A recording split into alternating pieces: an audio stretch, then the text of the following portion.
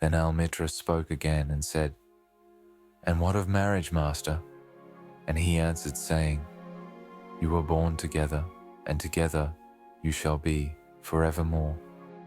You shall be together when the white wings of death scatter your days.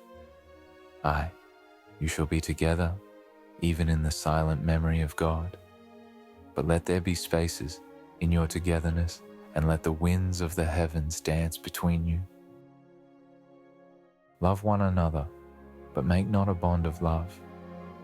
Let it rather be a moving sea between the shores of your souls. Fill each other's cup, but drink not from one cup. Give one another of your bread, but eat not from the same loaf. Sing and dance together, and be joyous. But let each one of you be alone. Even as the strings of a lute are alone, though they quiver with the same music, give your hearts, but not into each other's keeping. For only the hand of life can contain your hearts.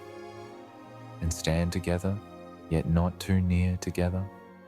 For the pillars of the temple stand apart, and the oak tree and the cypress grow not in each other's shadow.